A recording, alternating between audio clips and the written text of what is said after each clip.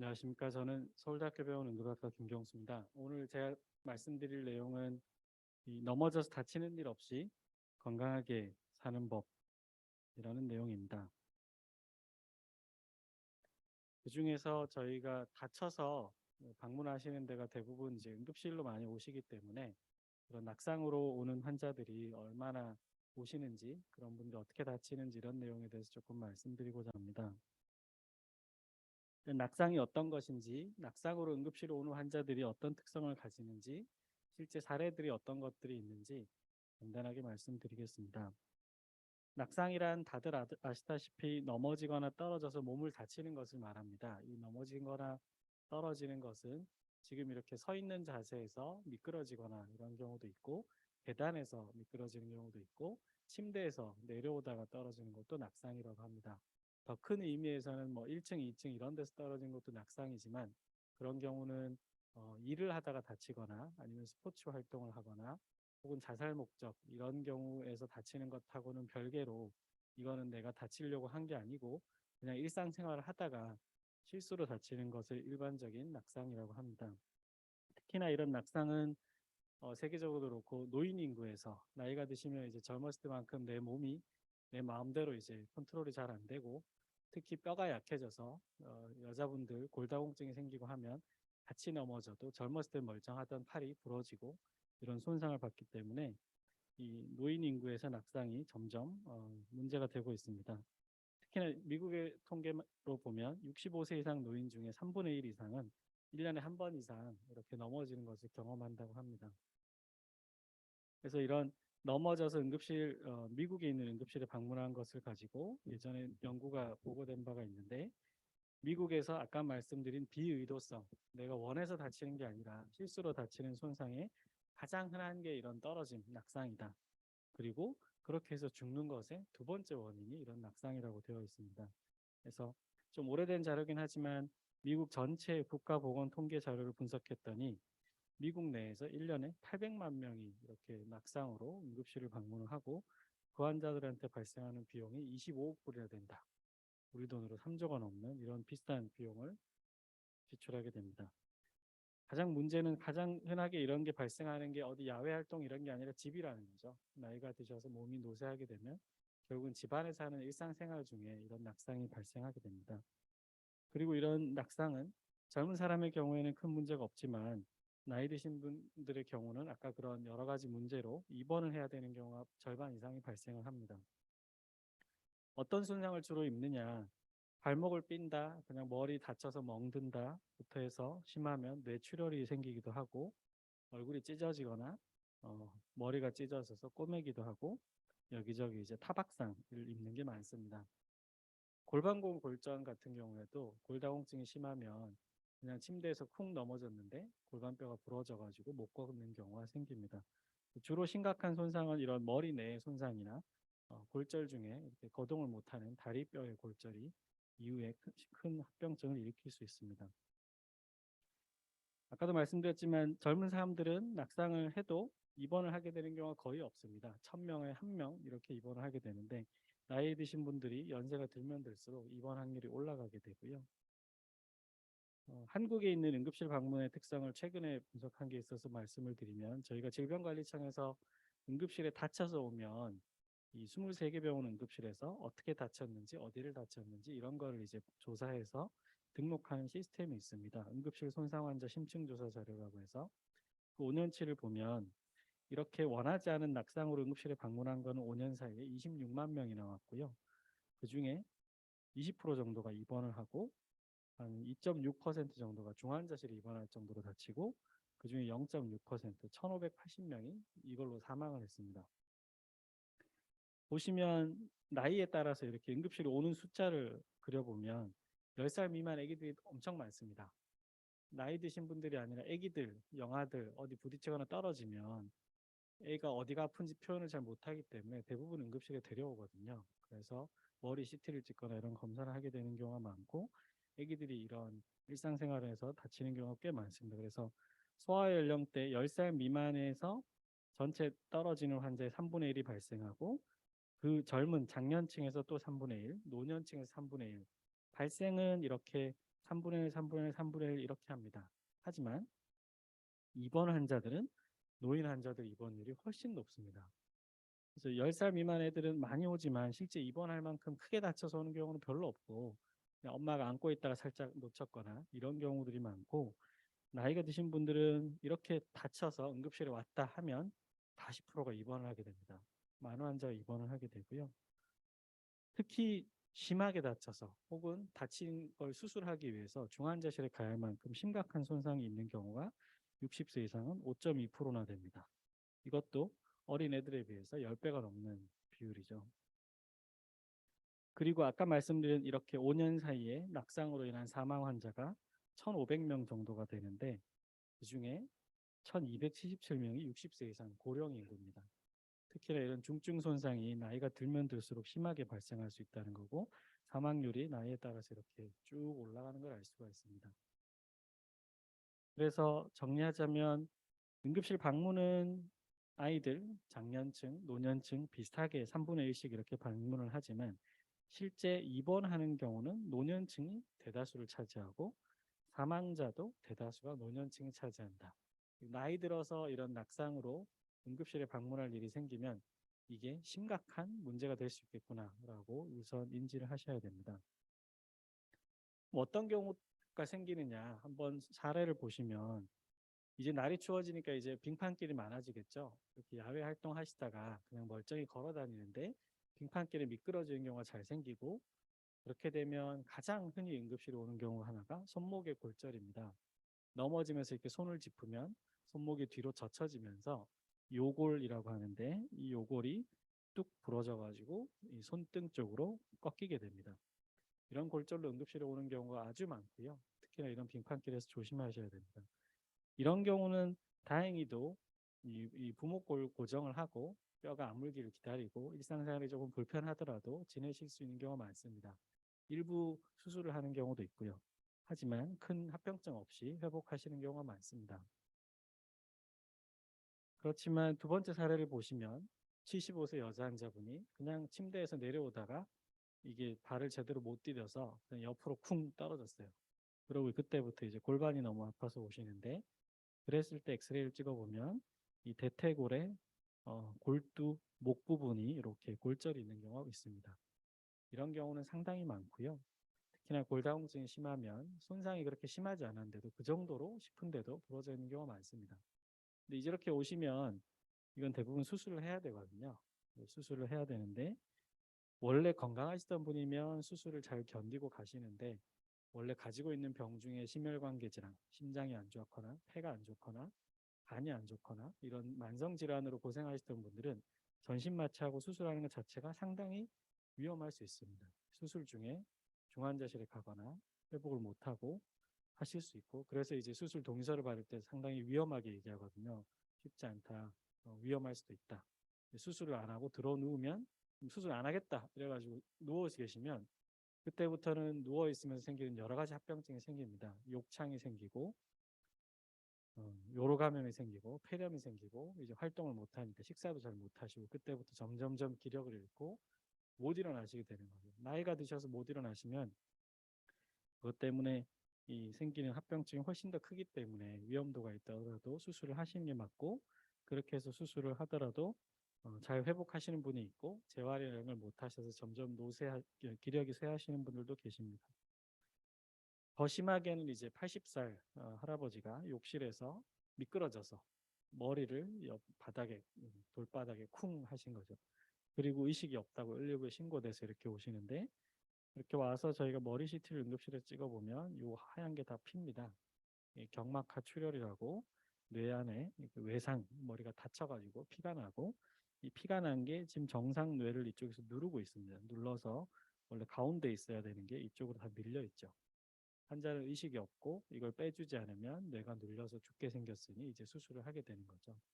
이제 나이가 많으시고 이 부분도 중환자실 가서 수술해서 이 뼈를 열고 피를 제거했지만 이 멀쩡해 보이는 뇌도 이만큼 다칠 때 흔들려서 같이 다치거든요. 나중에 머리가 띵띵 부으면서 결국은 의식을 회복하지 못하고 뇌사로 사망하는 경우가 생깁니다.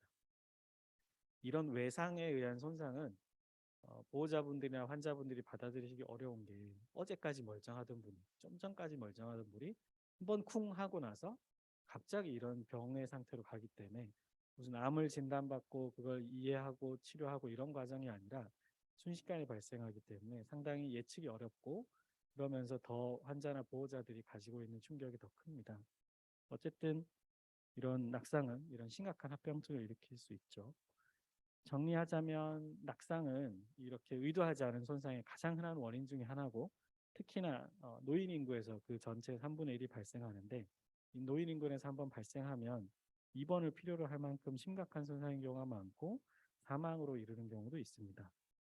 그래서 낙상 사망의 전체 중에 81%가 이런 노인 인구에서 발생하기 때문에 이런 걸 인지하고 예방할 수 있는 방법을 찾는다면 그런 것들이 응급실에 저희가 환자가 오기 전에 이런 예방법을 하는 게 훨씬 더 도움이 되실 거라고 생각해서 오늘 교육 자료를 준비했습니다. 이상입니다. 감사합니다. 혹시 질문이나 하시고 싶은 말씀이 있으면 조금 듣고 다음 코스 강의로 넘어가도록 하겠습니다. 하실 말씀 있으신 분들은 손 들고 말씀해 주시면 저희가 마이크 들고 현장으로 찾아뵙도록 하겠습니다. 괜찮으실까요? 여기 앞에. 네.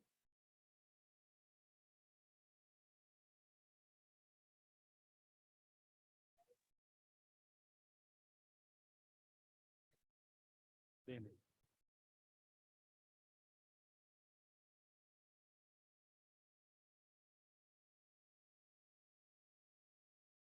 네.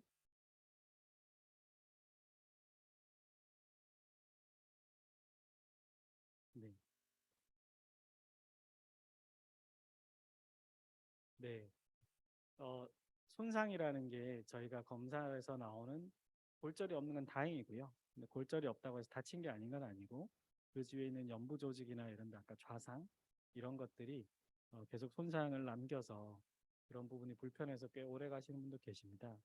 뭐 머리만 생각하더라도 뇌진탕이라고 CT 찍어도 아무것도 없는데 계속 이제 어지럽고 그리고 후유 장애가 오래 가는 분들도 계시고요. 그런 것들은 MRI나 뭘 찍어도 아무것도 안 나올 수 있지만 본인이 그런 불편감을 느끼실 수 있습니다. 근데 이제 그런 것들을 젊은 분들은 금방 이제 다시 회복을 하는 부분에 비해서 연세 드신 분들이 그런 후유 장애가 조금 더 오래 가는 것 같습니다. 근데 뭐 따로 어떻게 할 수 있는 방법은 없고요. 조금씩 운동하시면서 회복하시는 것밖에 없을 것 같습니다. 네,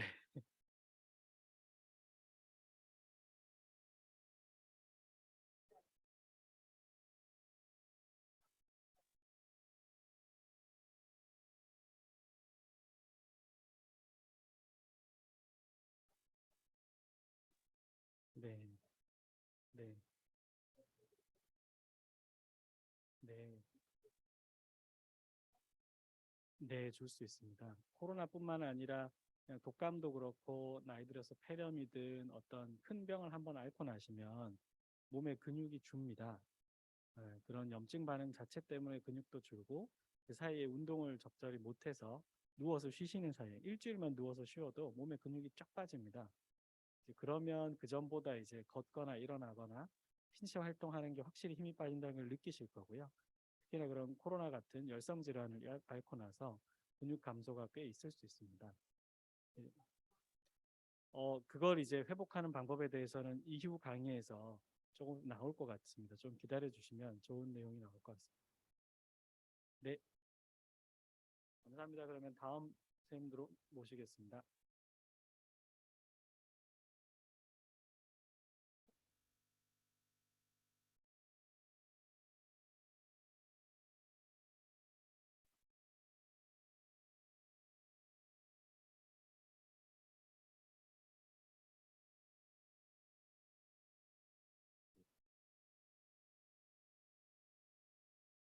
아까 질문하셨던 그 분께 짧게 말씀드리면은 뭐 이따 더 자세히 나오겠지만 저절로 좋아지진 않고요.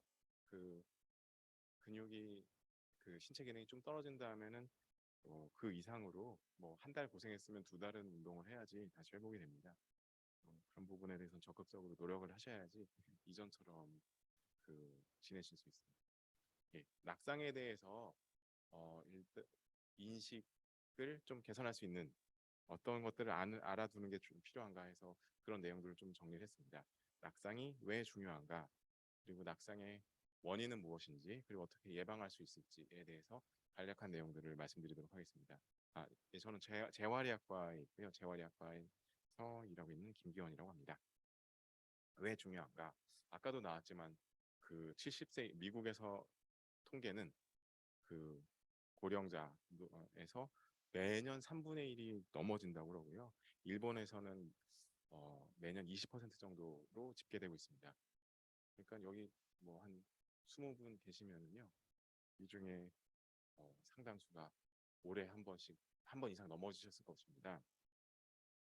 그래서 고령자 외상으로 인해서 입원하는 중에 낙상으로 입원하는 경우가 50% 이상입니다.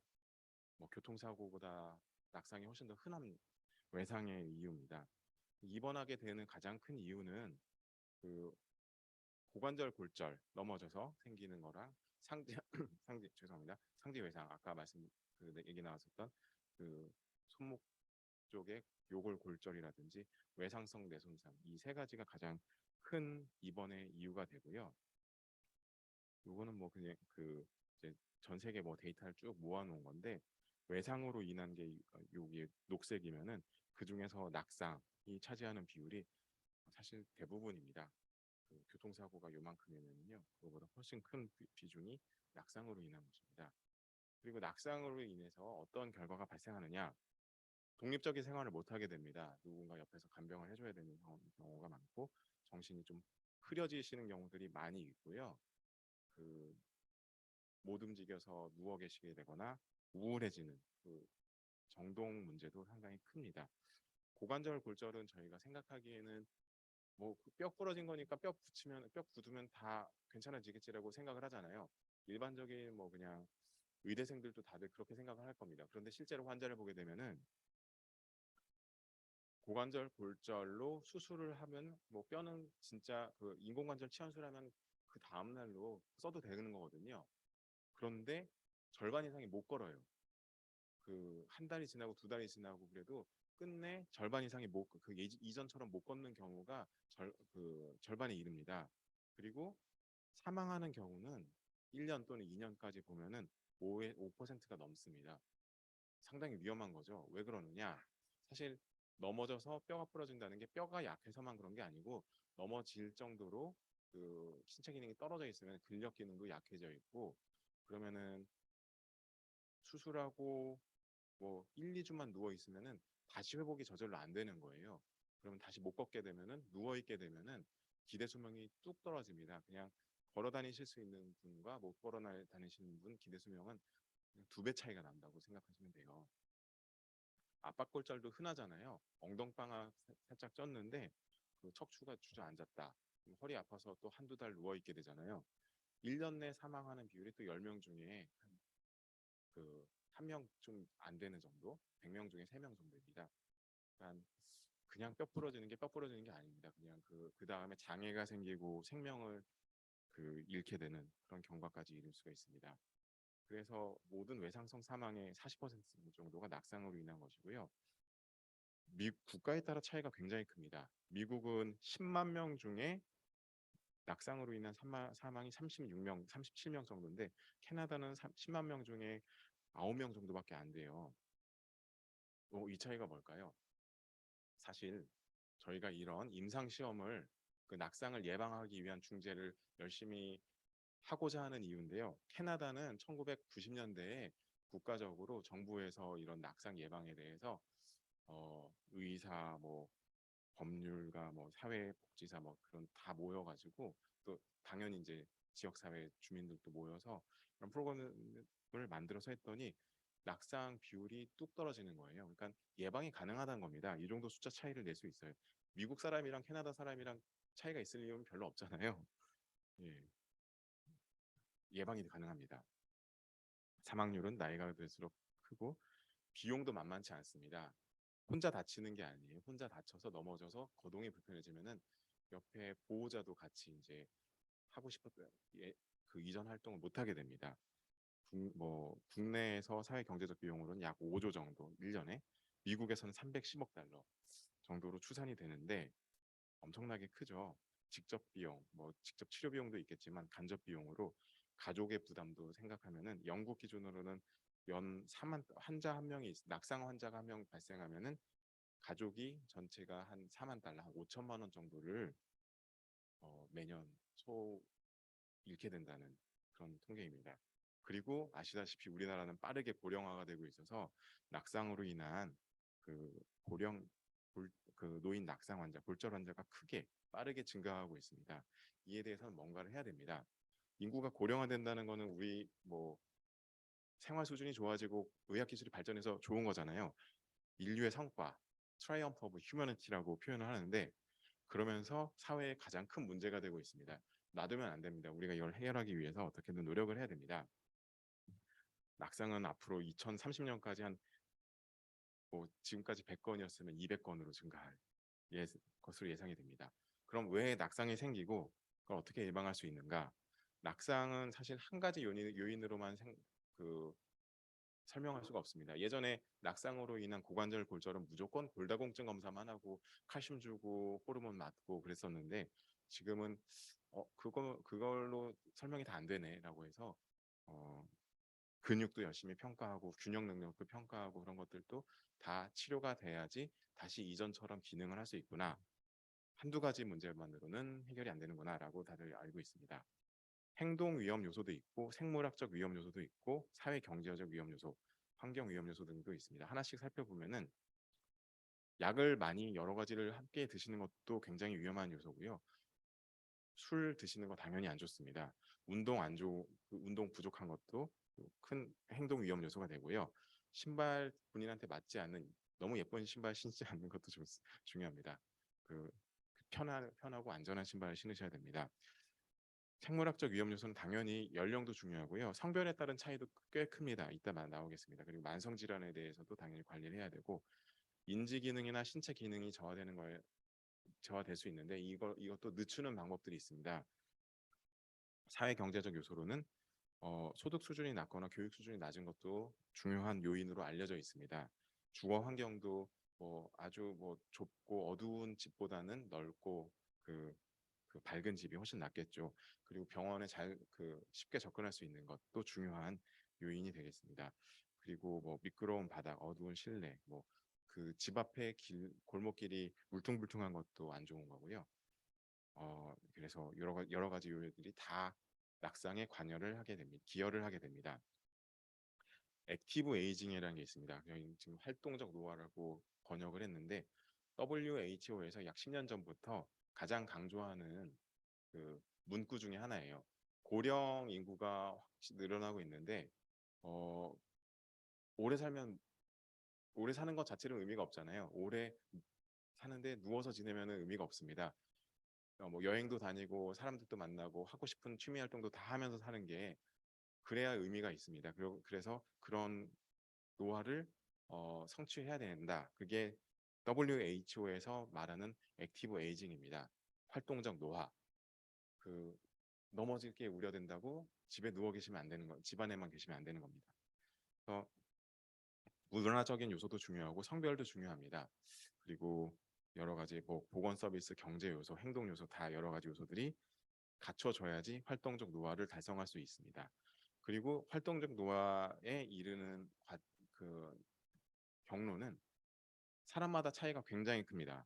어떤 사람은 신체 기능이 나이가 들어도 이렇게 천천히 떨어지는 사람이 있는 반면에 뚝 떨어지는 사람도 있고 어느 정도는 타고난 면도 있겠지만 당연히 노력해서 향상시킬 수 있는 부분도 있습니다.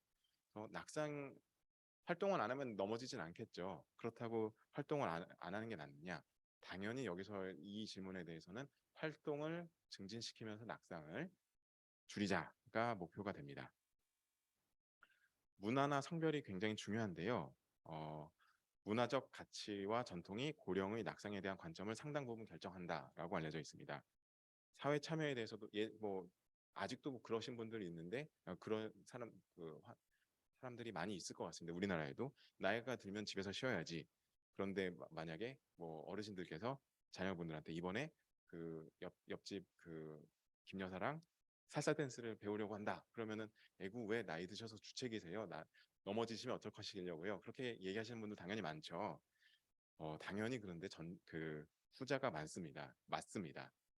이것 즐기고 싶은 거 다 즐기면서 넘어지지 않도록 노력하는 게 더 많고요. 넘어질 뻔했다. 그러면은 그럼 조심하셔야지. 뭐, 나이가 드셨으니까 당연히 좀 그럴 수 있습니다라고 생각하는 게 아니고 넘어질 뻔했다. 그러면은 거기에 대해서 적극적으로 평가받고 균형을 증진시키기 위해서 노력을 해야 됩니다. 그게 더 맞는 문화적인 변화가 필요한 겁니다. 성별도 좀 재밌는데요. 어, 여자가 남자보다 낙상이 더 흔한데 남자가 더 치명적인 낙상을 더 많이 입게 됩니다. 왜냐하면 남자가 여전히 나이가 드셔서도 위험한 행동을 더 많이 하고요. 병원에 잘 안 가서 생기는 문제라고 합니다. 여자가 더 흔한 이유는 여자분들이 더 대부분 수명이 더 기니까 혼자 사시는 경우도 많고 약물을 많이 복용하시는 경우도 있고 근력도 약해서 더 자주 넘어지지만 치명적인 경우는 더 드뭅니다. 의료 보건 서비스에서도 낙상에 대해서 적절하게 예방하고 평가하고 대처하는 노력이 필요한데 아직은 여기에 대해서 충분한 대처가 준비가 되어 있지 않다라는 게 뭐 제 의견은 아니고요. WHO의 의견입니다. 뭐 고혈압 있으면은 당연히 약 먹어야 된다는 거 알잖아요. 어제 집에서 넘어질 뻔해서 삐끗했다. 그럼 치료받아야 된다라고 생각하는 의사도 많지 않을 거거든요. 그런 거에 대해서 이제 그 인식을 좀 바꾸자는 게 저희가 앞으로 하고자 하는 노력입니다. 운동도 중요하고 식단도 중요합니다. 칼슘도 잘 드셔야 되고요. 단백질, 나이 드셔서 고기 꼭 잘 드셔야 되고 있다. 영양에 대해서도 좋은 설명이 있을 것 같습니다. 태도도 중요합니다. 문화적인 것만 아니고 개인적인 요소도 있습니다. 나이 들면 당연히 넘어지는 게 아니고 넘어지지 않도록 예방할 수 있고 중재할 수 있습니다. 낙상에 대해서 두려워하다 보면은 그래서 뭐 하고 싶은 운동을 못 한다. 그러면 안 좋은 겁니다. 삶의 질도 떨어지게 되고 그런 것들에 대해서 두려움을 줄이고 적극적으로 활동할 수 있도록 하셔야 하는 게 좋습니다. 그리고 환경 요소도 가장 중요한데요. 뭐 지하철 가다가 넘어졌다. 그거는 그 환경은 저희가 어쩔 수 없는 거잖아요. 근데 대부분의 낙상은 절반은 집안에서 발생합니다. 집안 환경만 잘 대처를 해놔도 많은 경우 예방이 가능합니다. 화장실 가는 길에 저녁에 꼭 불 켜고 간다. 그것도 중요합니다. 옆에 배우자 깨실까봐 불 안 켰다. 그런 경우 많거든요. 무조건 일어나면 불 킨다. 아니면은 미등을 켜놓고 주무신다. 그런 것도 중요합니다. 그리고 혼자 지내시는 경우보다는 또 여러 사람들과 어울려서 지내는 게 낙상을 예방하는 데도 도움이 된다고 알려져 있습니다. 그리고 경제적인 요소도 당연히 중요하고 여기에 대해서는 이제 사실 사회 국가적으로 많이 노력을 기울여야 되는 부분이 아닐까 생각이 듭니다. 어떻게 예방을 하느냐? 구체적인 내용들은 이따 더 자세하게 설명드릴 거고요. 여기서는 대략적인 내용만 사회 전체적으로 어떻게 접근해야 되는지만 말씀드리면은 낙상에 대해서 일단 인지를 증진시켜야 됩니다. 이게 노인에서 흔하고 중요한 문제이고 예방 가능하다. 이것만 기억해 두시면은 사실 제 강의는 다 이해하신 거라고 볼 수 있습니다. 그래서 정책을 수립하고 예방을 하고 예방 방안을 마련하고 실천하는 게 국가적으로 해야 되는 노력입니다. 아까 말씀드렸잖아요. 캐나다 브리티시 콜롬비아라는 지역에서 보건복지부가 아니고 여기는 이제 헬스만 미니스트리가 따로 있습니다. 관계자들 모두 모여서 미팅을 하고 공부를 열심히 해서 한 31개 권장 사항을 도출해냈더니 거기에서 파급돼서 병원이나 막 지역 사회에서 낙상 예방 프로그램들이 증가했는데 그랬더니 이제 미국에서 뭐 다른 유럽에서는 30명, 40명, 50명씩 죽고 있는데 10명 미만으로 치명률이 확 낮아졌습니다. 필요한 거고 효과적인 겁니다. 어떻게 예방할 수 있느냐? 지역 사회에서는 전체적으로 전체 인구에 한꺼번에 적용하기 위해서 가장 효과적인 단일 중재는 운동이라고 알려져 있습니다. 운동만 시켜도 많은 낙상들이 예방이 됩니다.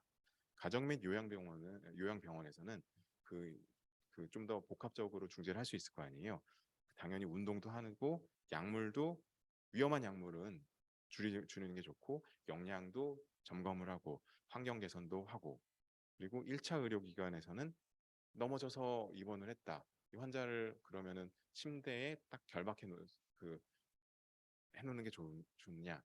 오히려 더 그 위험성이 높아졌다. 그런 연구들이 있고요.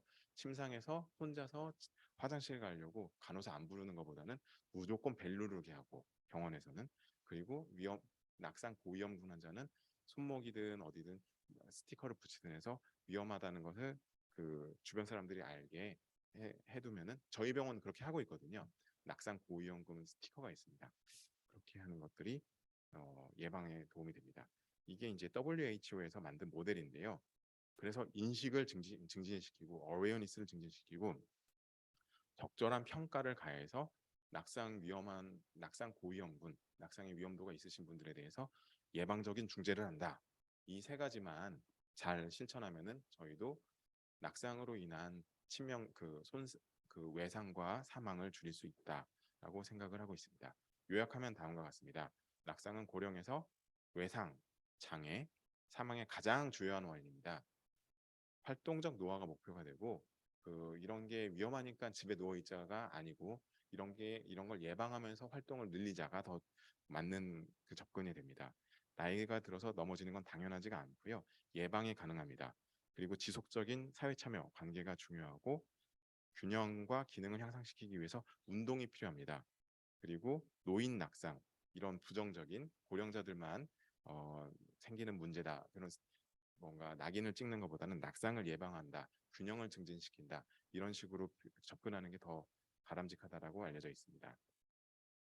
효과적 중재를 위한 예방적 접근은 지역사회에서는 운동이 강조되고 가정 및 요양병원에서는 여러 가지 약물 영양, 함께 환경 개선 등이 함께 이루어져야 됩니다. 1차 의료기관에서는 아까 말씀드린 대로 낙상 고위험군에 대해서 좀 더 적극적인 그 확인과 노력이 필요합니다. 활동적 노화를 위한 낙상 예방, WHO에서 강조하는 것은 낙상에 대한 인식을 높이고 낙상 위험도를 평가하고 거기에 따라 적절한 중재를 제공해야 된다라고 얘기하고 있습니다. 예. 혹시 질문 있으시면 예.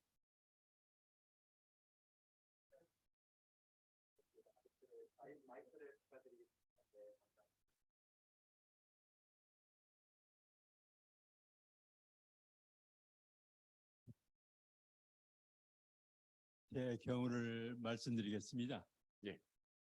저는 80대로서 현재 그 10년 전에 뇌경색으로 치료를 받고 계속해서 하고 있는데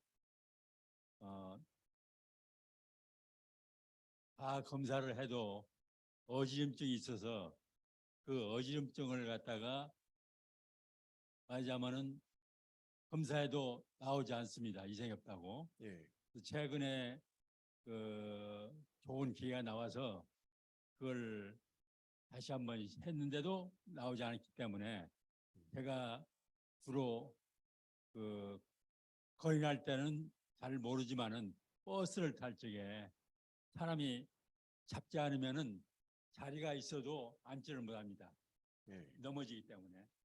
그래서 이 어지럼증 때문에 사실은 제가 그 많은 힘을 들이고 운동을 하지만은 그 잠깐 사이에 이렇게 그런 경우가 있습니다.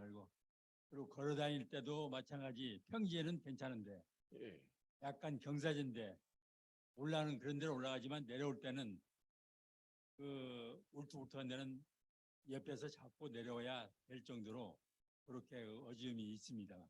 예. 그 어지럼을 갖다가 좀 할 수 있는 제어할 수 있는 말이죠. 그 자체가 없는지 사실 저는 뇌경색으로 우측 편마비가 있어가지고 걷는데 좀 약간 부재였었지만 그래도 계속 꾸준히 걸으니까 그것을 유지할 수 있지 않나 하는 생각이 들어요. 지금 현재 7,000보를 하루에 약정을 해서 걸으니까 무조건 그 7,000보를 유지하기 위해서 아침 나오면은 걷는 겁니다. 그렇기 때문에 이것만 어지럼증만 없으면 되는데 이걸 병원에서도 이걸 어떻게 체크를 해서 할 수 있는 방법이 없는지 지금으로서는 검사에는 이상이 없다 그러니까 더 이상 말할 수가 없다는 거예요. 이걸 맞으면 해결된다면은 이 낙상이라는 것은 제가 볼 적에 문제되지 않을까 하는 생각이 듭니다. 아마 그 뇌졸중 이후에 생긴 어지럼증이라면은 그 고령에서 가장 흔한 뭐 어지럼증의 원인은 사실 이석증 같은 걸 텐데요. 그 귀 쪽 문제일 텐데 그것보다는 이제 뇌 쪽 문제가 더 의심이 됩니다.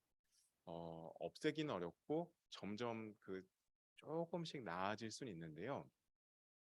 어지럼증을 없애기 위한 뭐 줄이기 위한 뭐 그런 약물 치료는 가능합니다만 완전히 없앨 수는 없어요. 그런데 그 이제 본인의 그런 균형 능력에 맞춰 가지고 균형 훈련을 할 수는 있습니다. 균형 훈련의 효과에 대해서는 이미 많이 입증이 돼 있고 특히 뇌졸중 이후에 그런 어지럼증에 의한 또 균형 상실에 대해서는 균형 훈련이 효과가 있다는 게 그 자료가 차고 넘칩니다. 그래서 그 어지럼증을 없애자. 그거는 사실 어렵습니다. 그런데 어지럼증이 있어도 적절하게 어떤 식으로 예를 들어서 버스에서 섰다가 앉았을 때 어떻게 앉으면은 본인이 덜 불편하면서 안전하게 앉을 수 있는지 그런 것은 훈련이 가능합니다. 그래서 좀 더 기능적인 활동을 늘릴 수 있습니다. 균형 훈련을 하시도록 보통은 얘기를 합니다. 마치 이렇게 가만히 눈을 감고 있으면은 그 바람에 흔들리는 나무와 같이 예. 흔들흔들한 그런 영향을 미치기 때문에 예. 사실은 제가 이명 검사도 했고 말하자면 내 검사도 했는데도 이상이 없다 하는 건 자체가 봤을 적에 무슨 거기에 대한 운동 방법을 알면은 해야 되지 않겠냐 하는 생각이 들어서 균형 훈련 하시면 돼요.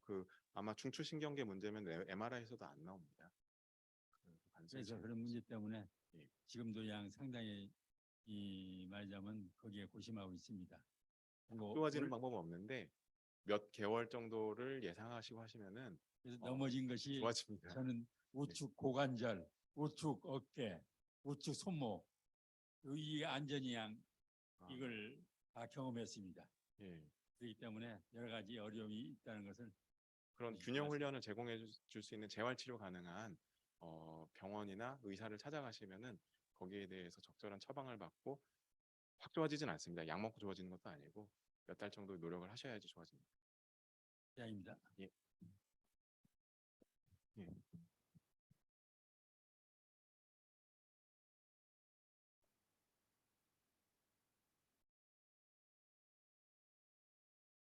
예, 저 질문 드리겠습니다. 저희 부친 대신해서 제가 왔는데요. 지금 병원에서 재활 치료를 받고 계시거든요. 연세가 90대 중반이십니다. 그런데 운동을 하시는데 일주일에 2번 하시는데 계속 안 하시려고 그래요. 예. 그래서 안 하시려고 그러고 재활 센터에서도 이제 이 정도 혼자 걸으시면은 굳이 안 오셔도 된다 뭐 이렇게 얘기를 하신다는데 제가 보기엔 굉장히 불안해 보이시거든요. 그리고 보조기구 지팡이 같은 것도 잘 안 짚으시려고 그래요. 그래서 이런 거를 좀 어떻게 좀 계속 운동을 유지를 해야 되는 상황인지 아니면은 그냥 걷기만 하는 정도로도 충분한지 아니면 그 재활센터에서는 뭐 자전거도 타고 뭐 이렇게 몸도 움직이게 하고 뭐 여러 가지를 하신다 그러더라고요. 어떠한 단순 걸음 보조만 해도 충분한지 아니면 꼭 재활 운동을 해야 되는지 그것 좀 질문 좀 드리고 싶어서요. 그것도 사실 뭐 현재 의료 보험을 포함한 의료 시스템이 충분한 재활 치료를 제공하지는 못하거든요. 아시다시피 병원에서 재활 치료로 보험 수가 하에 제공할 수 있는 게 하루 30분 미만이고 사실 다른 나라 뭐 재활 치료 수준하고 비교를 해보면은 택도 없습니다. 예, 굉장히 비용을 많이 지불하고 계시거든요, 예. 사실은. 훨씬 더 많이 할수록 더 좋고요. 아, 걷는 게 가장 최소한의 신체적 기능 유지에 필요할 텐데 그거 외에도 그 이상으로 좀 더 적극적인 운동을 하시는 게 좋습니다. 그런 건 사실 지금 현재 의료 보험 시스템 내에서 제공해 드리기는 어렵고 다른 그 뭐 운동 시설이라든지 지역 복지기관 같은 것을 활용해가지고 하시는 게 좋습니다. 운동량은 사실 뭐 다른 나라 뭐 선진국들을 보면은 우리나라도 뭐 이 지금 약간은 선진국이라고 주장하긴 하지만 이런 부분에선 아직 멀었거든요. 하루에 뭐 2시간, 3시간씩 운동을 매일 제공해 주는 경우가 많거든요. 더 많이 하시는 게 좋습니다. 감사합니다.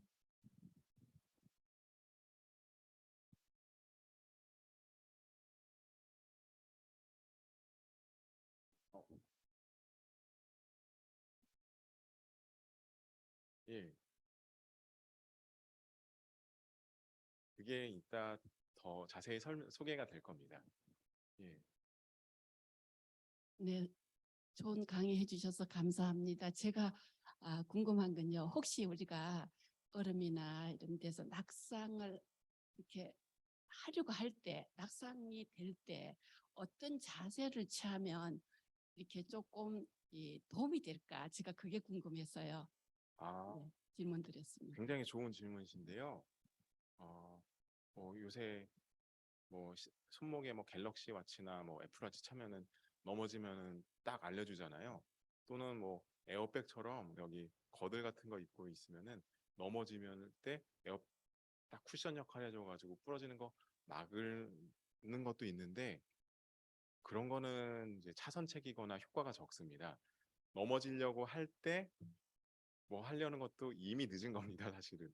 그런 이벤트들은 상당히 본인이 중요하게 받아들여야 됩니다. 넘어질 뻔했다. 그러면은 그런 상황이 발생하지 않도록 노력하는 게 가장 최선입니다. 평소에 근력 운동, 균형 훈련 또는 뭐 약물 검토라든지 여러 가지 낙상 예방을 하는 목표는 넘어질 때 어떻게 낙법을 잘하자 그런 게 아니고 그런 넘어질 뻔한 일을 줄이자입니다. 그땐 좀 늦습니다. 예.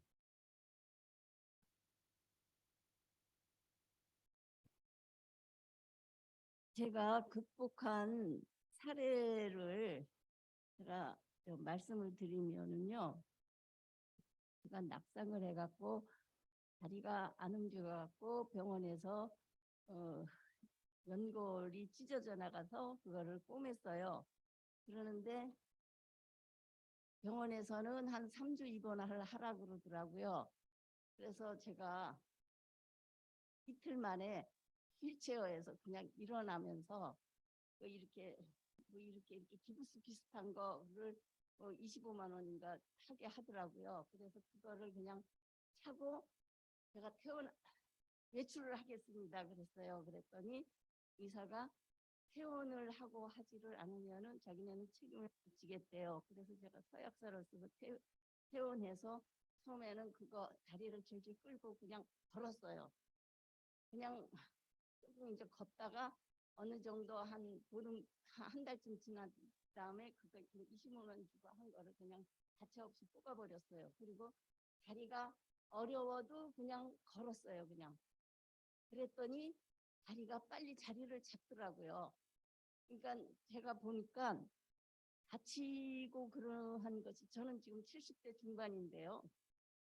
수술한 지는 얼마 안 됐어요. 한 3년 정도 됐는데 굉장히 빨리 효과가 오더라고요. 그러니까 본인이 의지로 왜 그러냐면은 침대에 누워 있으면은 근육이 날아가 버리는데 일주일 누워 있어서 근육을 재생시키려고 그러면은 3개월 정도가 걸려요. 1개월을 누워 있으면은 6개월 이상이 가도 자기 근육이 안 오더라고요.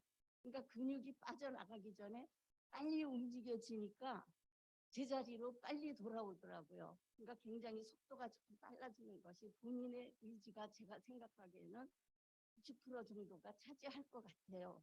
그것이 외부에서 주는 수혈은 암만 수혈이 좋아도 본인이 가만히 있으면은 근육 때문에 이게 도루묵이 되는 경우를 제가 겪었고요. 제가 잘 미끄러지고 넘어져서 제가 어깨에 백팩 그거를 일부러 갖고 다녀요. 왜 그러냐면 제가 2번을 미끄러져 태번이가 3번 미끄러졌는데 뒤로 미끄러지고 옆으로 미끄러졌는데 대택이 엉덩이를 위로 뜨게 해가지고 엉덩이가 완전히 자루가 돼서 나가버릴 뻔했는데도 등에 받쳐진 가방 때문에 허벅지하고 엉덩이가 3번이나 살아났어요. 그래서 그 내가 다음 그 강사님께서 많이 좋은 경험 공유해 주셔서 감사한데요. 그 기다리고 계셔서 나중에 뭐 기회가 되시면 또 경험을 공유하시도록 하고요. 말씀 감사합니다. 일단은 제 강의는 여기서 마치겠습니다.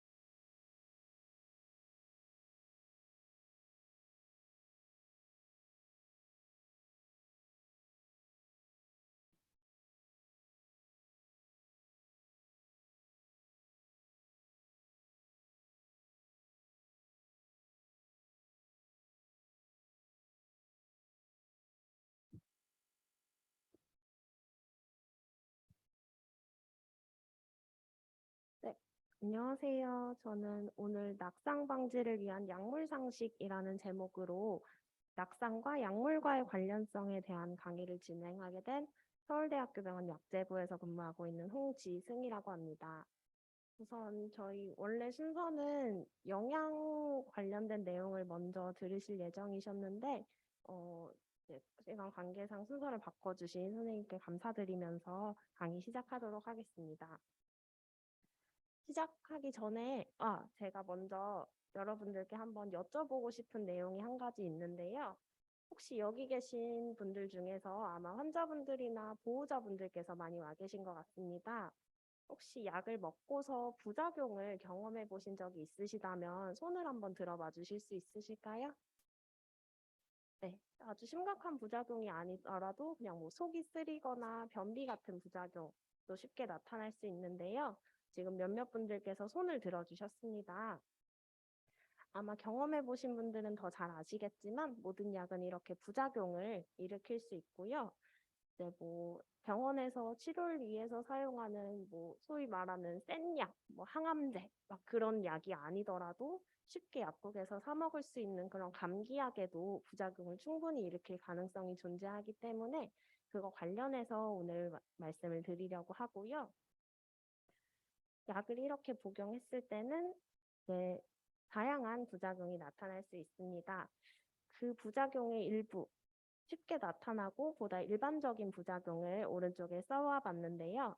졸음이나 어지러움, 속쓰림, 변비, 설사, 아니면 부종이나 발진이 나서 온몸이 가렵고 울긋불긋해지거나 아니면 머리가 아픈 부작용들이 주로 많이 나타납니다. 그런데 저희는 오늘 낙상에 관련된 내용을 들으러 오셨잖아요. 그중에서 특히 졸음, 어지러움, 저혈압, 저혈당 같은 부작용은 낙상 위험을 높일 수 있어서 오늘 그런 부작용들을 일으키는 약들을 위주로 살펴보려고 합니다.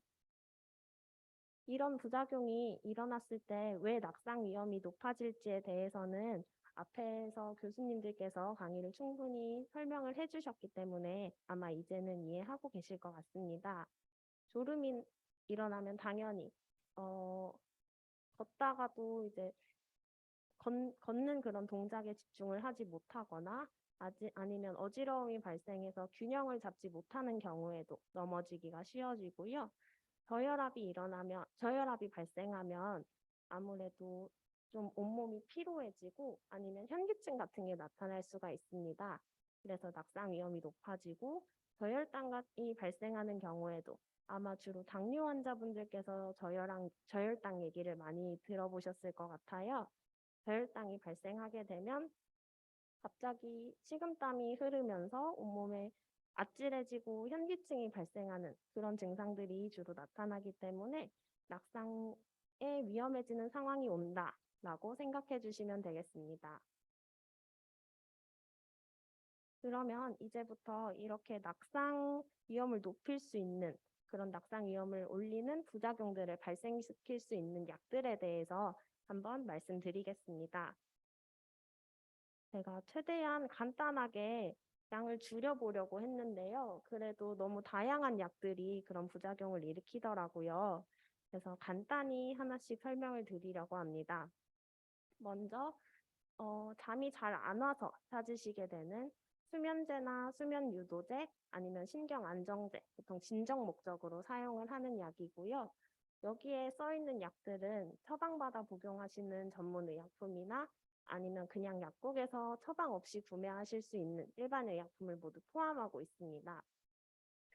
앞에서 제가 졸음 부작용이 낙상 위험을 높인다고 말씀드린 것처럼 이렇게 졸음을 유도하는 약도 오히려 넘어지기 쉽게 만든다라고 생각하시면 될 것 같고요. 그리고 가장 처음 말씀드린 요 수면제, 수면 유도제, 신경 안정제 중에서는 마약류라고 분류되는 약들이 조금 포함되어 있습니다. 마약류라고 분류됐다는 건 그만큼 조금 약의 효과가 강하다라고도 이해하실 수 있으실 것 같은데요. 그러다 보니까 이렇게 졸음을 일으키는 약이 아니더라도 마약성 진통제 같은 경우에도 이런 낙상 위험을 높일 수 있는 부작용을 많이 일으키고는 합니다. 그리고 보통 정신과나 신경과 약이라고 환자분들께서 부르시는 그런 우울증 약이나 아니면 파킨슨 약 같은 경우에도 어지럼증 같은 부작용을 많이 일으켜서 환자분들께서 넘어질 위험이 높아지실 수 있고요. 그 다음으로 나와 있는 항히스타민제라는 약 종류가 또 이렇게 졸음과 어지럼증 부작용을 일으키는 대표적인 약이라고 볼 수 있습니다. 항히스타민제는 굉장히 다양한 효능으로 이곳저곳에서 사용을 하고 있습니다. 환자분들께서 병원에서 처방을 받든 아니면 약국에서 그냥 종합감기약을 구매하든 항히스타민제는 굉장히 많이 사용되고 있어서 포함되어 있다는 걸 말씀드리고 싶고요. 그 외에도 이제 지속적으로 비염 때문에 드시는 약이나 아니면 알레르기 질환 때문에 아니면 멀미를 조금 막고자 예방하고자 사용하시는 약에도 항히스타민제는 포함되어 있습니다. 그리고 이제 제가 어지럼증 부작용을 일으키는 약에 대해서 써놨는데 왜 항히스타민제를 어지럼증 약으로도 쓸까에 대해서 의문을 가지시는 분들이 계실 것 같아서 미리 말씀드리면 여기 적혀 있는 어지럼증은 이제 잠시 나타나는 그런 것이 아니라 보다 질환에 가까운 어지럼증이라던가 아니면은 멀미와 유사한 그렇게 나타나는 어지럼증의 진정 목적을 위해서 사용하게 된다고 생각하시면 될 것 같습니다. 그리고 다음으로 위장약이나 식욕증진제가 있는데요. 위장약의 경우에는 위장약의 모든 종류가 다 이렇게 낙상 위험을 높이는 것은 아니고 이 중 일부가 낙상 위험을 높일 수 있다라고 말씀드리고 싶고요.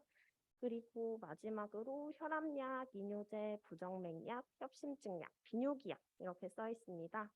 이 약들은 얼핏 보면 큰 관련성은 없어 보이지만 사실 이 약이 우리 몸에 작용하는 기전 그 방법을 살펴보면 혈압을 조금씩 낮출 수 있어요. 혈압약은 당연히 혈압을 낮추는 목적으로 사용하는 약이고 경우에 따라서 이제 혈압에 영향을 미칠 수 있기 때문에 앞서서 말씀드린 저혈압 부작용을 높일 수 있어서 낙상의 위험이 커진다라고 생각하시면 될 것 같고요. 마지막으로 당뇨약의 경우에도 먹는 당뇨약이나 아니면 주사로 맞는 인슐린 같은 경우에 맞고서 저혈당이 발생했을 때 낙상 위험이 높아질 수 있기 때문에 써놓았습니다. 이렇게 전체적으로 한번 말씀을 드렸는데 주의를 드리고 싶은 것은 이런 것들이 위험하니 절대 먹으면 안 된다라고 말씀드리는 것은 아니고요. 진료를 보시고 의사 선생님의 처방에 따라서 안전하게 복용하는 데는 전혀 문제가 없으니까 그 점은 꼭 알고 계셨으면 좋겠습니다. 그러면 제가 몇 가지 예시를 작성해 와서 함께 보도록 하겠습니다. 먼저 환자 A는 평소에 비염약을 복용하면서 자기 전에 잠이 잘 안 오는 것 같아서 약국에서 수면유도제를 사서 복용하고 있습니다. 얼핏 보면 그냥 전혀 관련 없는 상황 같은데요. 비염약이나 아니면 약국에서 사 먹는 일반 의약품 중 수면유도제의 경우에는 주로 항히스타민제가 많이 포함되어 있어요. 이 약은 앞서서 말씀드린 것과 같이 낙상 위험을 높이는 약물 중 하나이기 때문에 졸음이나 어지럼증 부작용이 더 많이 발생할 수 있어서 이런 상황은 주의해 주셔야 하는 거고요. 그리고 그 다음으로 말씀드리고 싶은 상황은 환자 B가 동그라미 병원에서는 혈압약을, 세모병원에서는 비뇨기약을 복용하고 계십니다.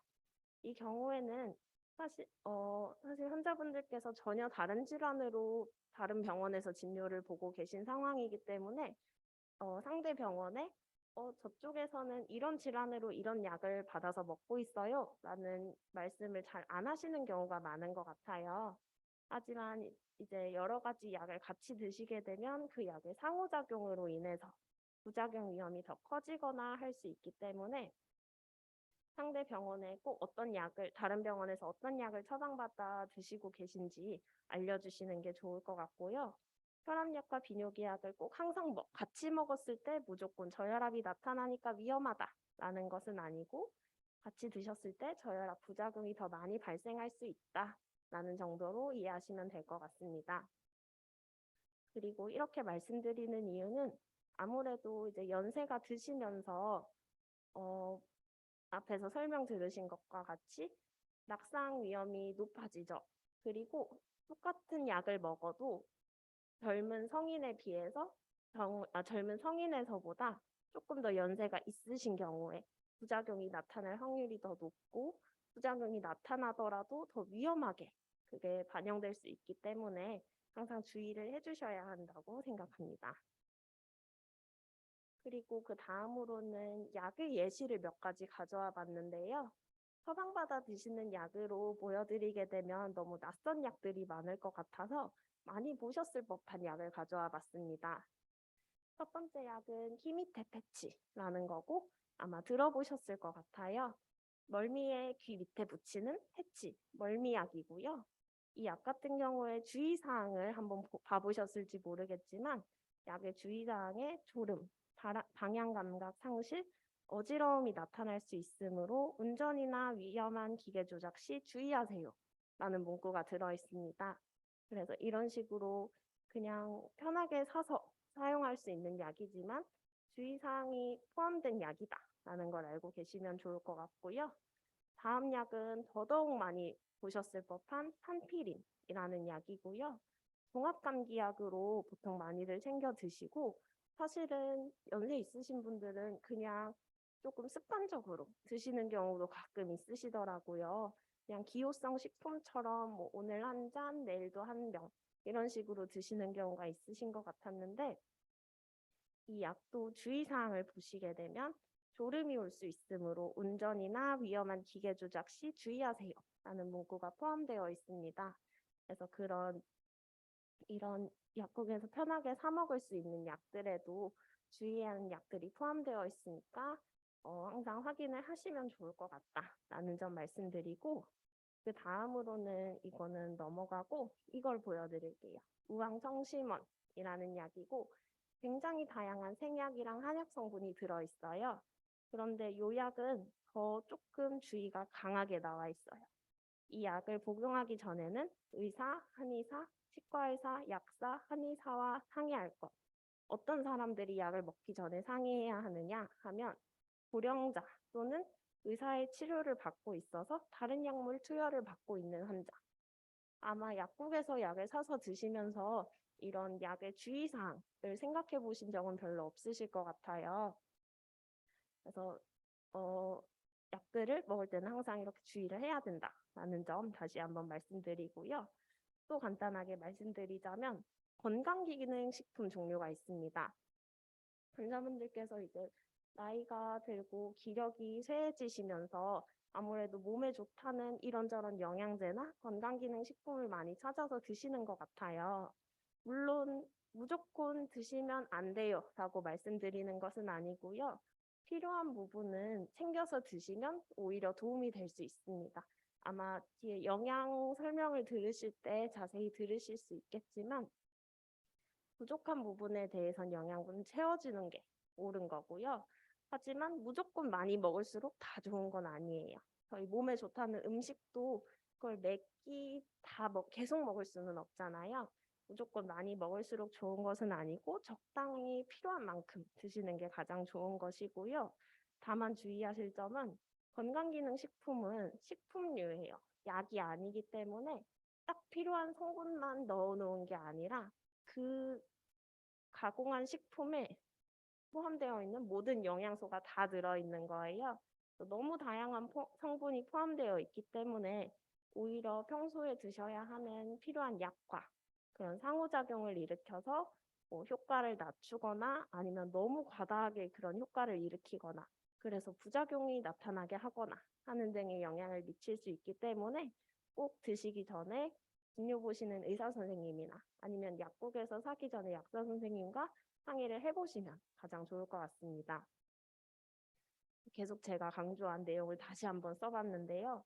혹시라도 이런 얘기를 듣고서 이 약을 먹으면 넘어질 수가 있대, 위험하대 하고 지금까지 처방받아 드시고 계시던 약을 안 드실까 봐 말씀드리는 거고, 약이 위험하니까 절대 드시면 안 돼요 라는 얘기는 아니고요. 지금 드시는 약에 대해서 약뿐만이 아니라 건강기능식품이나 영양제 그리고 일반 의약품까지 진료 보시는 의사 선생님께 말씀드리고 계속 먹는 게 나을지 같이 먹어도 될지 상의를 해보시면 가장 좋겠습니다. 저희가 마지막으로 실제로 이제 낙상 관련해서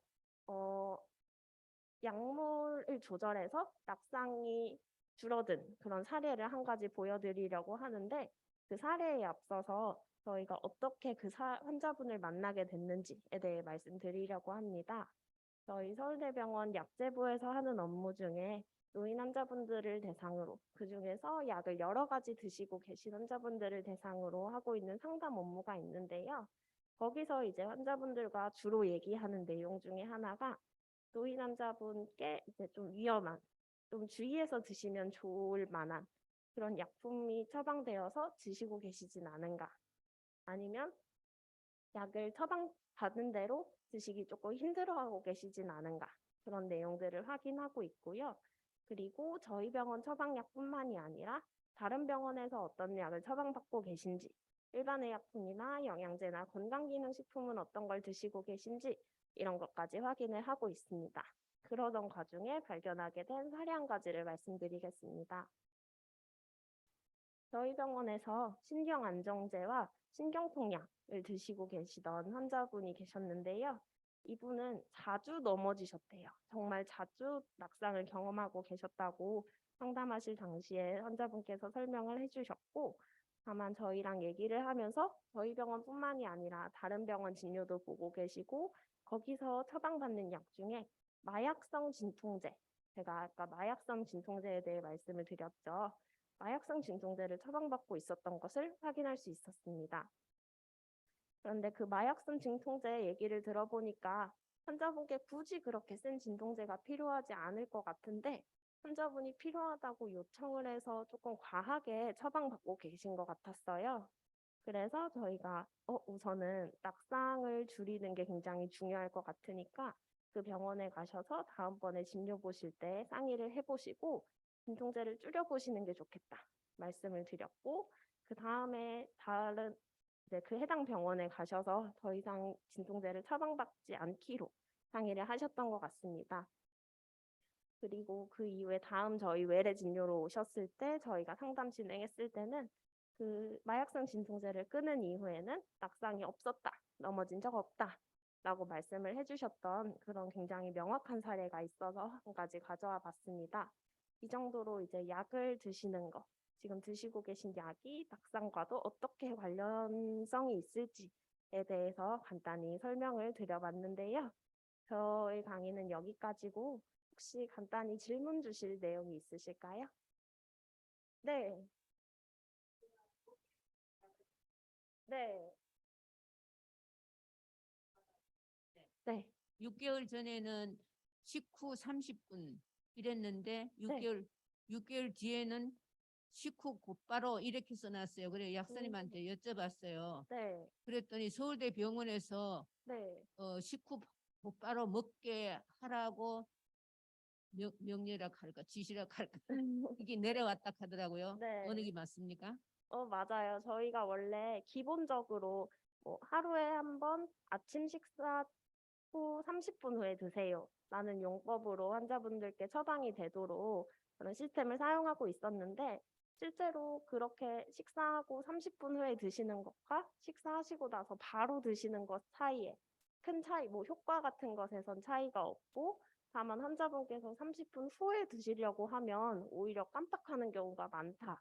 예, 그런 근데 얘기가 모든 있어서 약이 예, 저는 이제 고지혈증 약을 예를 들었는데 모든 약을 식후에 막바로 먹어도 괜찮습니까? 그것은 사실 약마다 달라요. 예, 어떤 약의 경우에는 식사 전에 드세요라고 안내를 그건 받으시는 있어요. 경우도 있을 근데 거예요. 식사 전에 드세요 하는데 깜빡 잊고 네, 깜빡 잊고 30분 전에 드세요 하는 걸 깜빡 잊고 5분 전에 그냥 네. 먹어도 되나요? 우선 식사 전에 드시라고 하는 이유에는 크게 여러 가지가 있겠지만 뭐 효과를 더 크게 내기 위해서 그러니까 사실 주로 그러니까 효과를 크게 내기 위해서 주로 식사 전에 드시라고 하는 경우가 많거든요. 근데 그것도 이제 제가 개인적으로 말씀을 드리면 드시는 게 더 나아요. 네. 뭐 5분 식사 5분밖에 안 남았네? 그럼 오늘은 안 먹어야지. 30분 전이 아니니까 라고 생각해서 안 드시는 것보단 어떻게라도 드시는 게 훨씬 낫기 때문에 만약에 나중에라도 생각이 났다면 그렇게 챙겨 드시는 게 훨씬 잘하고 계신 것 같아요. 근데 약이 네, 과마다 틀린 약을 네. 간격을 얼마나 두고 먹어야 돼요? 그거는 이제 과에 따라서 달라지는 게 아니라 처방받은 약의 특성에 따라 달라질 수 있을 것 같아요. 뭐 순환기 내과랑 신장내과에서 처방받은 약을 다 동시에 먹어도 될 수도 있고, 근데 이제 신장내과 약 중에 일부는 또 식사랑 간격을 떼고 따로 드셔야 할 수도 있고, 그거는 진료과의 특성에 따라서 달라지는 게 아니라 처방받아 드시고 계신 약의 종류에 따라서 달라지는 거라서 진료 보실 때나 아니면 약국에서 약 타실 때 한번 조금 더 따로 먹으면 좋을 약이 있을지 아니면 전부 다 같이 먹어도 되는지 상의를 해보시면 가장 좋지 않을까 싶어요. 그러면 영양제랑 네. 약을 네. 같이 먹어도 되나요? 그것도 방금 말씀드린 것처럼 그 종류에 따라 다르다고 말씀드릴 수 있을 것 같아요. 네. 네, 알겠습니다. 네.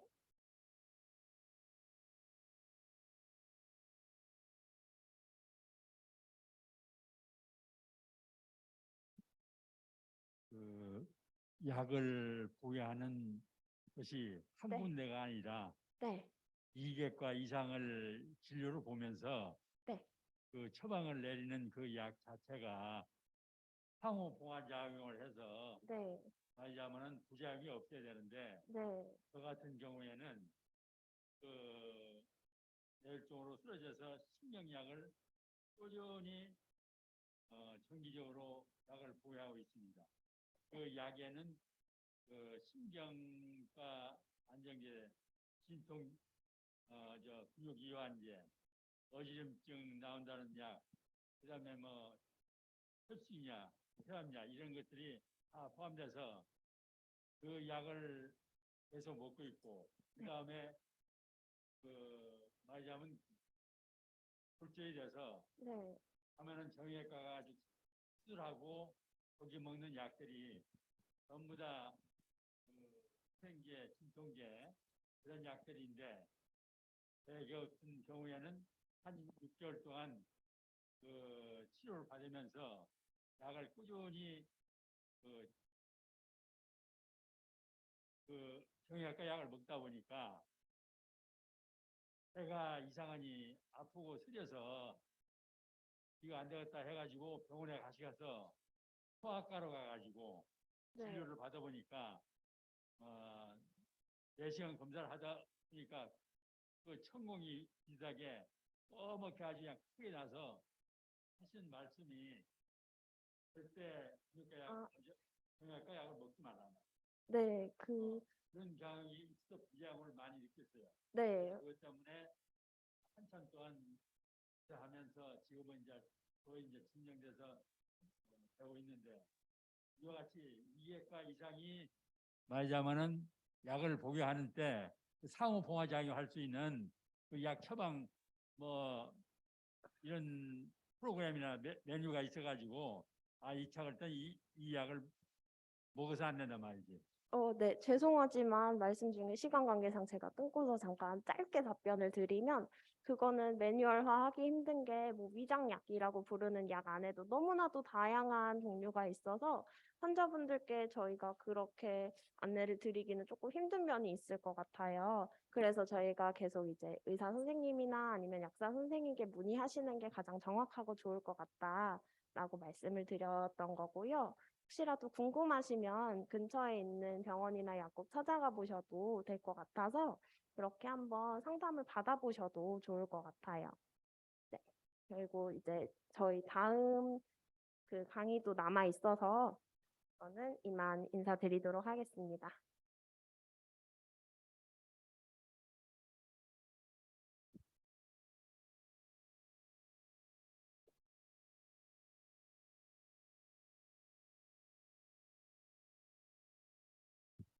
네, 안녕하세요. 저는 임상 서울대학교병원 임상영양파트의 이기순 영양사이고요. 네, 마지막 강의 시작하겠습니다. 앞에서 두 분 교수님께서 낙상에 대해서 전반적인 이야기 해주셨고요. 약사 선생님께서 이제 약물에 대해서 잘 정리해 주셨죠. 우리는 마지막 시간에 지금 이 시간에서는 낙상 예방을 위한 영양 가이드라는 제목으로 낙상과 영양, 식사에 대한 이야기를 좀 해보려고 합니다. 좀 가볍게 들어주셔도 될 것 같아요. 그래서 이렇게 생각할 수도 있을 것 같아요. 낙상과 영양이 무슨 관계가 있을까라고 생각하실 수 있는데요. 그럼 한 가지씩 짚어보겠습니다. 일단 첫 번째로 건강한 체중을 유지하는 것, 그리고 좋은 영양 상태 유지하는 것, 그리고 적절한 근육량을 가지고 있는 것은요, 낙상을 예방하는데 도움이 된다고 합니다. 그럼 건강한 영양 상태를 유지하기 위해서는요, 우리 몸에서 필요로 하는 열량을 충분히 섭취를 해야겠죠.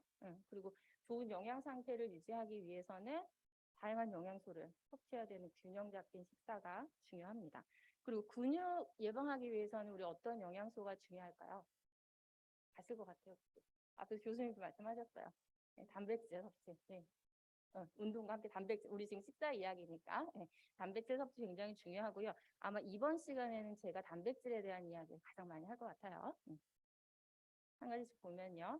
자, 건강한 체중을 유지하는 거예요. 그러려면은 나의 건강한 체중이 얼만큼인지를 일단 아셔야 되죠. 혹시 알고 계신가요? 본인의 건강한 체중? 혹시 모르시다면 한번 계산을 해보는 건 필요할 것 같아요. 여자 환자분이시라면요. 키가 뭐 150이다. 그럼 1.5 곱하기 1.5 곱하기 21을 하면 되고요. 남자 환자분 같은 경우에는 22를 곱하면 됩니다. 이게 표준 체중이에요. 이 표준 체중을 기준으로 해서요. 플러스 10%, 마이너스 10%이 정도는 우리가 건강한 체중 정상범위라고 이야기를 합니다. 그래서 보통 건강한 성인은요. 저희가 상담할 때 일반적으로 그렇게 건강 체중 정상범위 유지하세요라고 이야기를 하는데 대부분 우리 여기 참석하신 분들은 어르신 분들이시죠. 어르신 분 같은 경우에는 단지 이 표준 체중만 가지고 건강 체중을 책정하는 게 조금은 어려움이 있을 수 있습니다. 평소 체중이 어느 정도셨는지, 그리고 체중 변화가 최근에 어땠는지, 그리고 체중은 동일한데 지방량이랑 근육량이 달라질 수는 있거든요. 그거에 따라서 같이 뭐 교수님과 상의하시거나 혹은 영양사랑 상의해서 나의 건강 체중을 알고 그렇게 꾸준히 관리하시는 건 필요할 것 같고요. 두 번째로 좋은 영양 상태 유지하는 거 아까 말씀드렸는데요. 좋은 영양 상태를 유지하려면 다양한 영양소를 골고루 섭취해야 되는 균형 잡힌 식사가 중요합니다. 보세요. 균형 잡힌 식사가 어떤 건지 한번 볼게요. 끼니 때마다 탄수화물, 그리고 밥, 에너지를 내는 중요한 영양소이죠. 탄수화물 섭취하시고요. 오늘 계속 얘기할 단백질, 그건 끼니 때마다 한 가지씩 있었으면 좋겠습니다. 그리고 야채 반찬, 채소 반찬 한두 가지씩 꼭 챙겨 드시는 거. 요 세 가지 구성이 끼니 때마다 채워진다고 하고요. 중간에 간식으로는요. 과일이나 유제품 정도. 체계에 따라서 하루에 한 번 혹은 두 번 정도로 권하거든요. 요렇게 간식을 챙겨 드신다고 하면은 이 식사를 우리는 균형 잡힌 식사라고 이야기를 할 수 있거든요. 어떠세요? 본인 식사를 한번 제대로 보세요.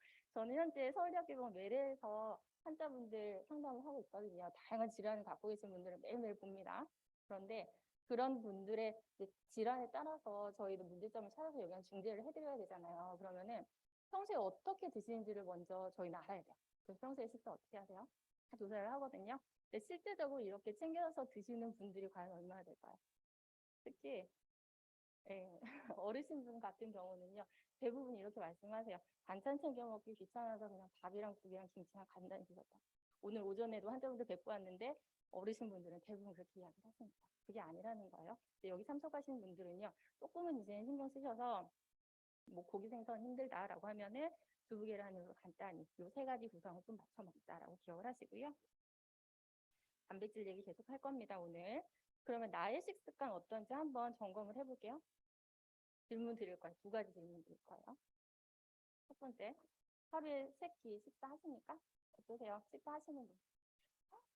많으세요. 좋습니다. 네. 3번 식사하신다면요, 그대로 유지하시면 됩니다. 그런데 지금 손 못 드신 분들 있으시죠? 그런 분들은 일단 노력하셔야 됩니다. 하루에 3끼 기본적으로 식사하시려고 노력하시고요. 두 번째 질문 드릴게요. 하루에 2끼 이상 단백질 반찬 드시나요? 어떠세요? 많으세요. 네, 좋아요. 2끼 이상 챙겨 드신다고 하면요, 그대로 유지하시면 되고요. 혹시 아니다라고 답하신 분들은 앞으로는 근육량 챙기려면, 낙상을 예방하려면 하루에 2끼 이상은 단백질 반찬 챙겨 드시려고 노력하시는 게 필요합니다.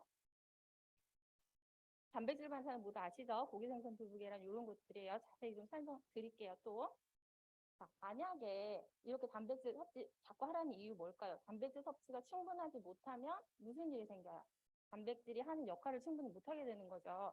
체중이 감소하게 될 수 있습니다. 그리고 근육량, 감사합니다.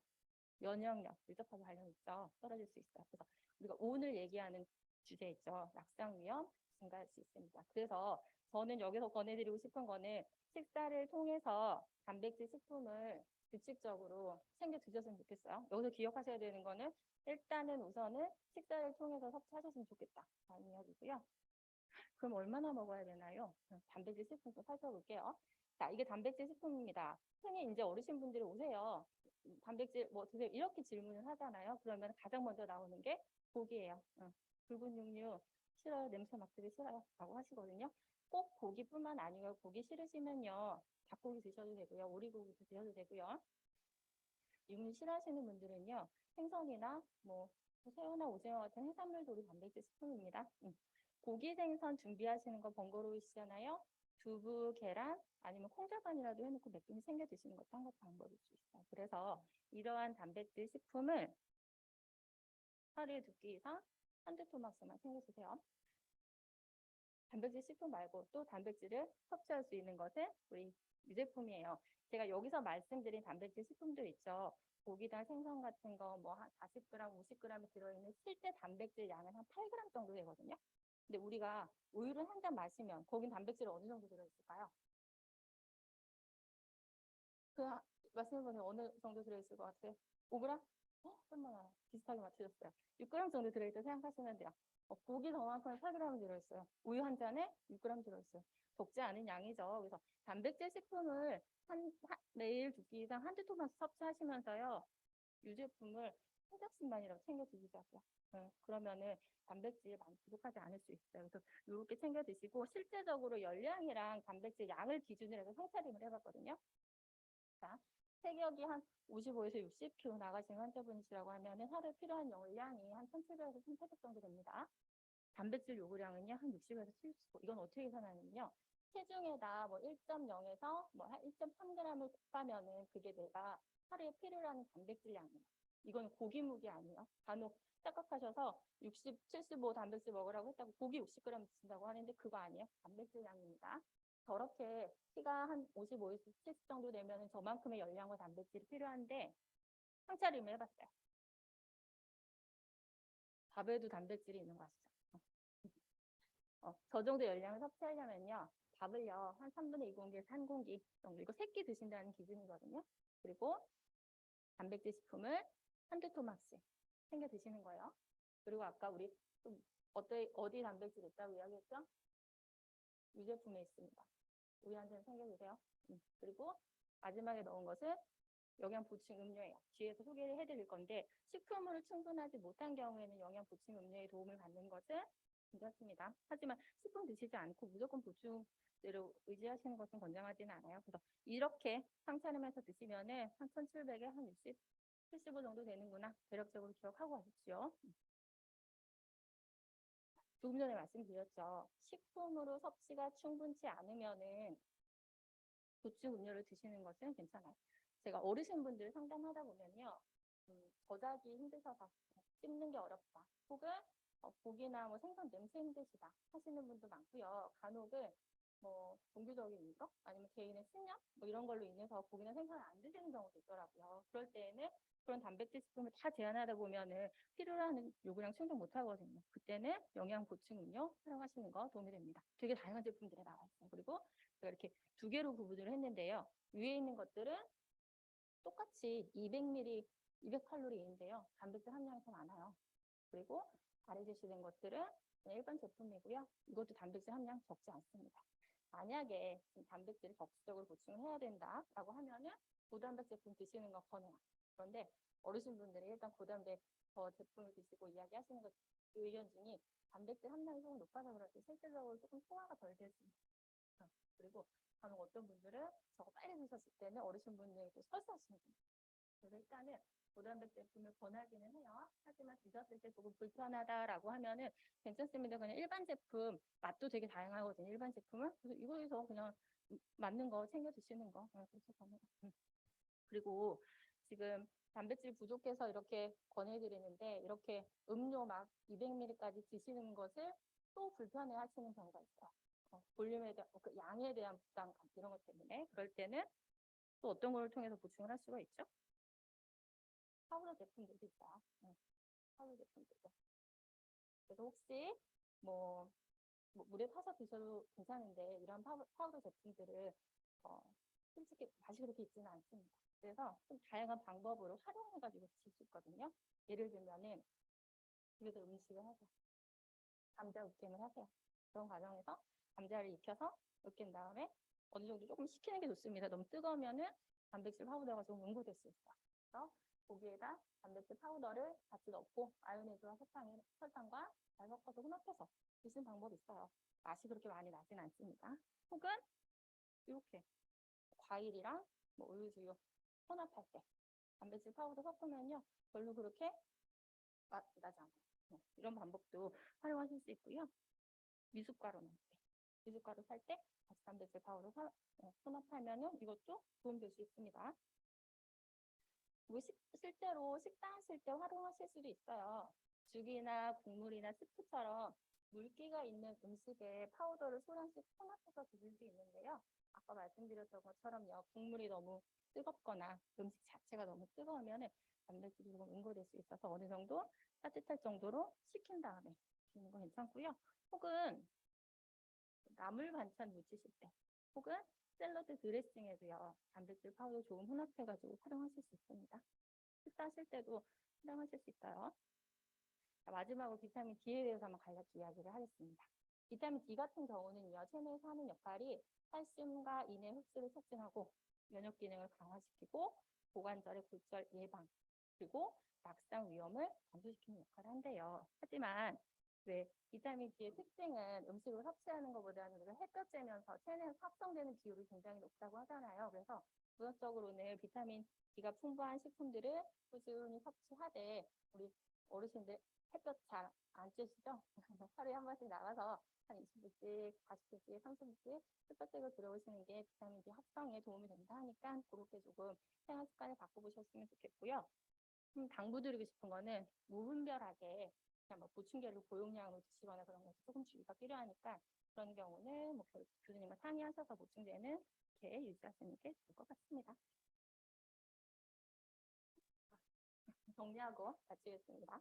어르신을 위한 낙상 예방 실천의 지침이고요. 앞서 말씀드렸던 거 우리 규칙적인 균형 잡힌 식사 유지하자는 거 기억하셨으면 좋겠고요. 고기, 생선, 달걀, 콩, 단백질 식품 매일 섭취합시다. 그리고 비타민 D가 풍부한 식품 섭취하면서 햇볕도 많이 쬐자고요. 그리고 활동량 늘리시고 건강한 체중 유지하는 거 기억하셨으면 좋겠고요. 추가적으로요. 짠 음식은 좀 피하시고 왜 우리 연세 들에 따라서 체내에서 수분이 많이 감소된다 하잖아요. 수분 섭취량 많이 늘리시고요. 술은 적게 드시기를 권합니다. 예, 영양 관리 잘 하셔가지고 건강한 생활 하셨으면 좋겠습니다. 네, 식사 계획 마치겠고요. 혹시 궁금한 거 있으면 질문 받고 마칠까요? 네.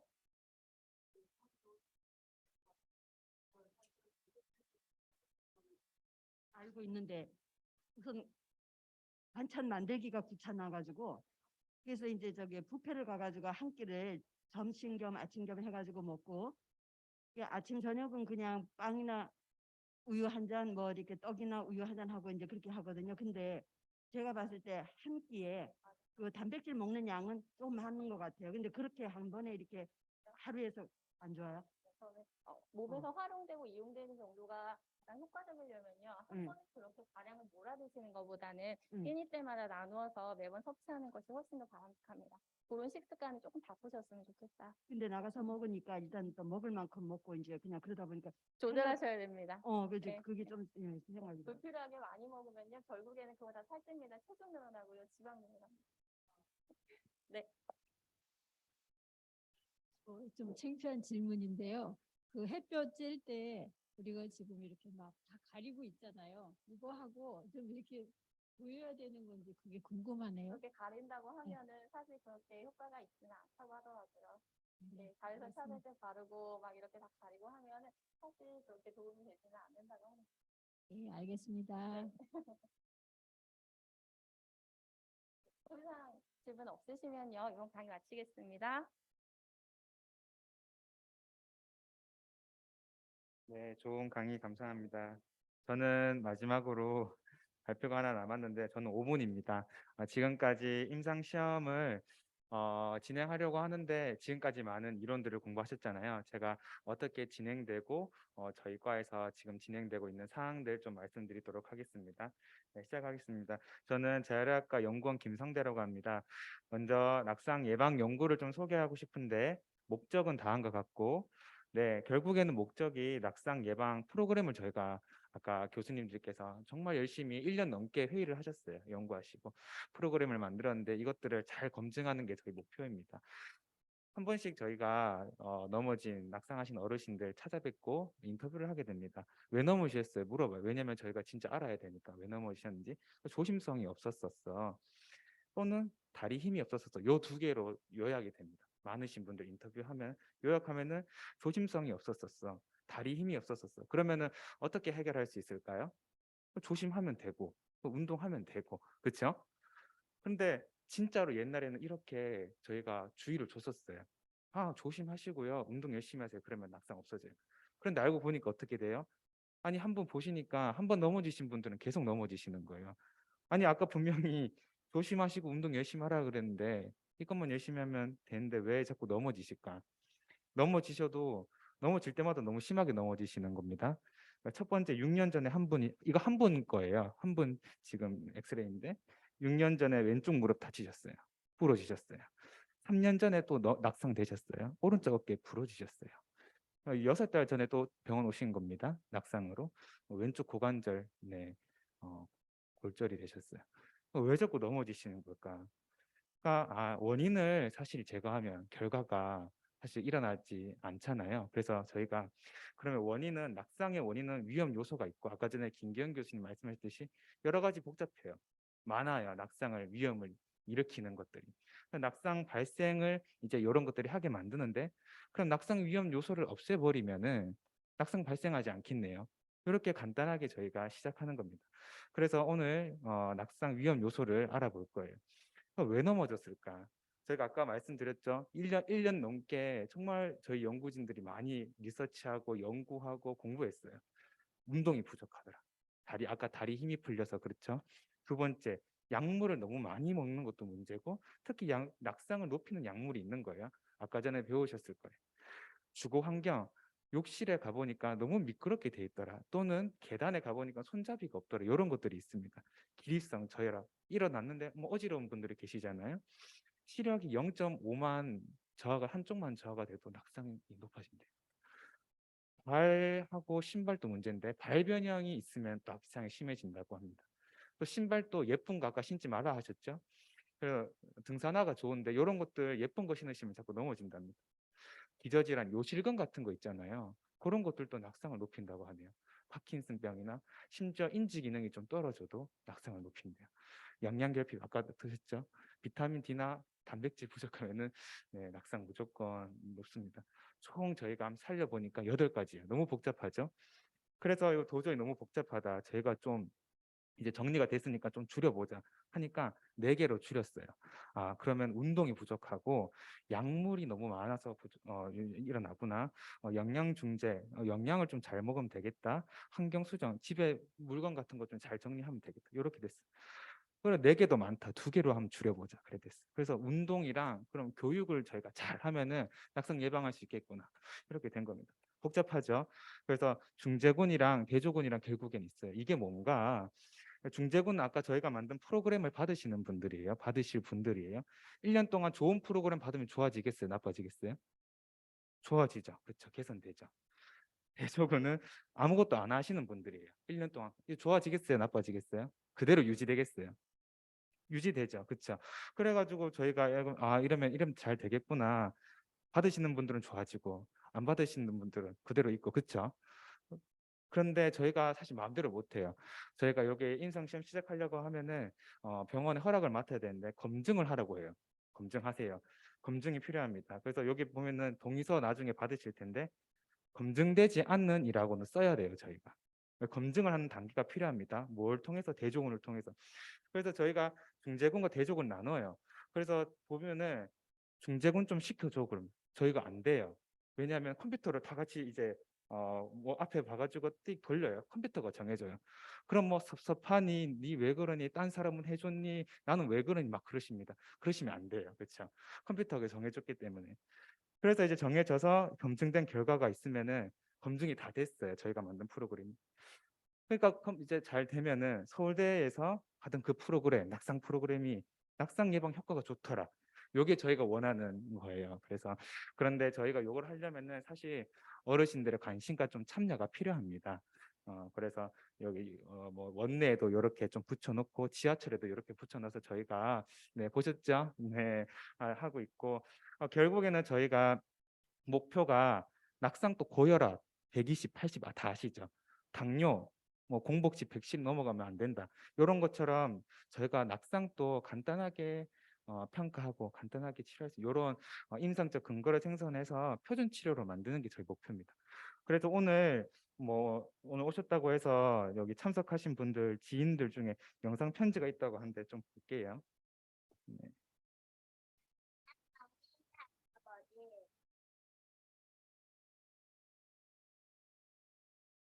나는 레바도 있어요.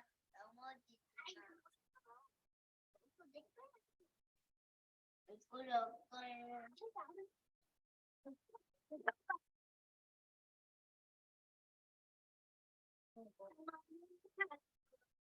넘어지지 말고 오래 사세요. 사랑해요. 네, 사랑합니다. 사실 저희 6살 아들하고 5살 아들이에요. 그래서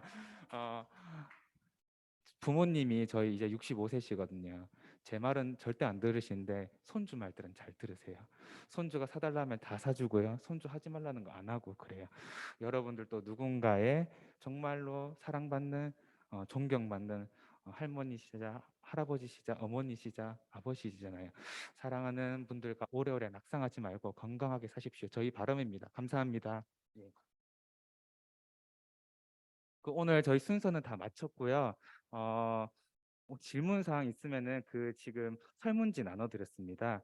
그래서 설문지에 좀 체크를 해주시고 그 자리에 놔두고 가시면 저희가 나중에 한번 취합을 해서 볼게요. 그리고 너무너무 내가 이거는 질문 꼭 하고 싶다. 그럼 번호를 남겨주십시오. 저기 그 설문지 위에. 그러고 저희 브로셔 나눠드렸으니까 혹시나 뭐 지인이나 이렇게 나눠드리고 싶으시면 나눠드려도 됩니다. 네, 저희가 뭐 부족했던 점이나 나중에 더 알고 싶다는 점 적어주시면 저희가 1년에 2번씩 이런 거 할 거예요. 반영해서 진행하겠습니다. 감사합니다.